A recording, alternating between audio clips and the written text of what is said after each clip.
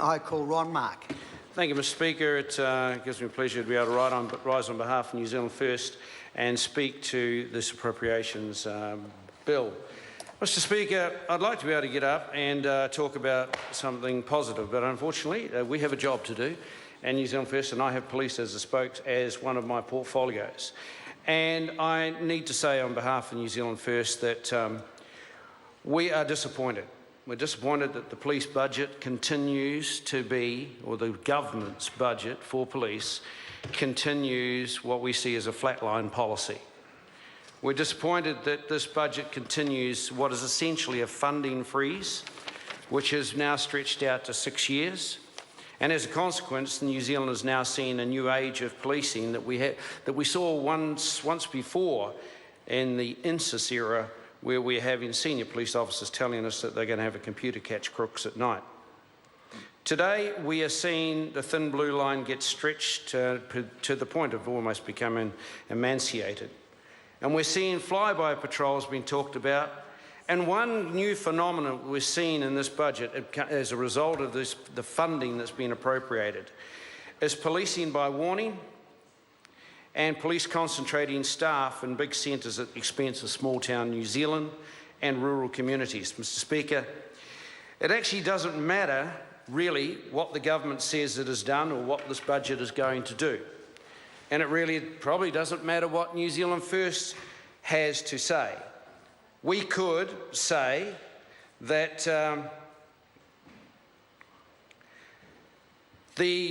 contrary to what the Minister of Finance has asserted, that crime has dropped by 16%, we could say that what we've noticed has been a drop in the number of charges that police have lodged, and that drop reflects a massive increase in the number of warnings and cautions that police are giving out instead of charging offenders.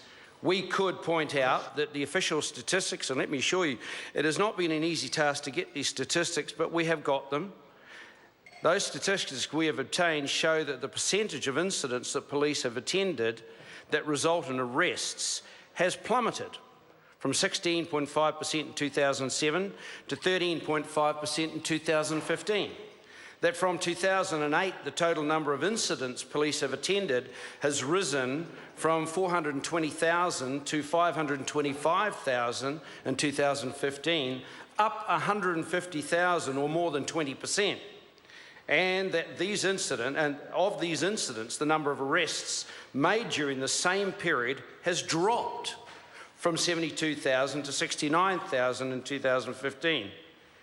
So we could say, from the numbers that we now have, that incidents are up 105,000 and arrests are down 3,000, and therefore the Minister's probably quite right on his gerrymandered, Minister of Finance's figures, that on his gerrymandering of the numbers and whatever instructions have been passed on as a result of the negotiations between the Maori Party and the National Party, that crime on those numbers is down. But we don't need to talk about that, Mr Speaker.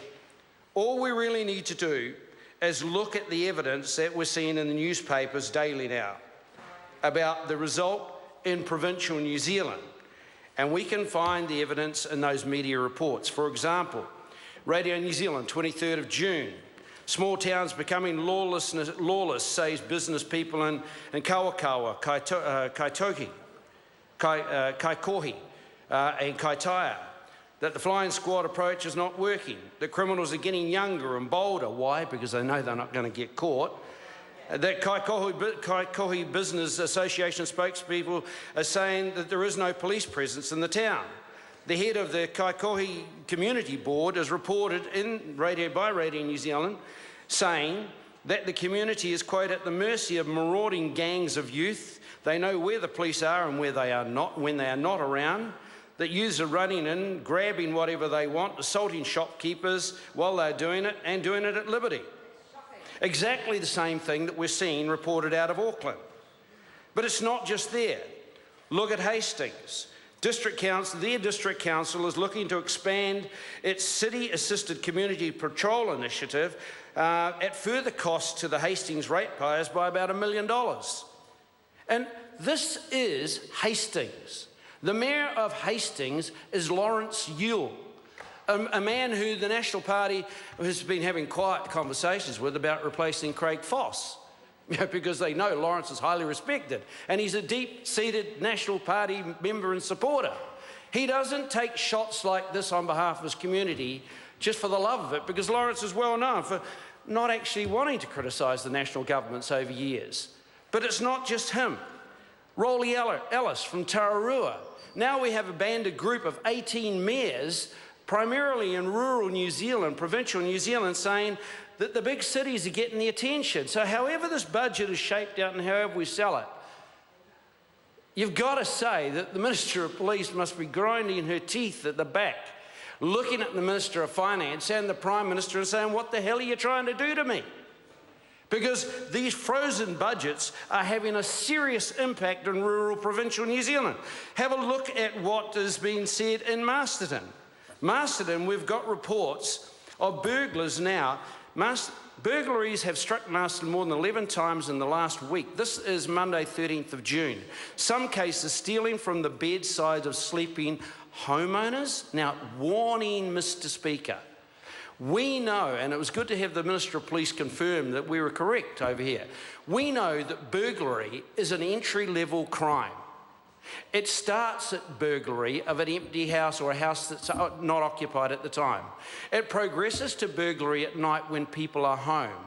Then it progresses to voyeurism, and then it progresses to an assault when someone wakes up and confronts the burglar, or it progresses to a burglar stealing from the bedside of a sleeping homeowner, and then the next step comes into sexual assault and rape. We know that burglary, from all the reports from criminologists, not New Zealand First, that burglary is a serious crime if one wishes to interdict the rise and prevent crime and serious crime.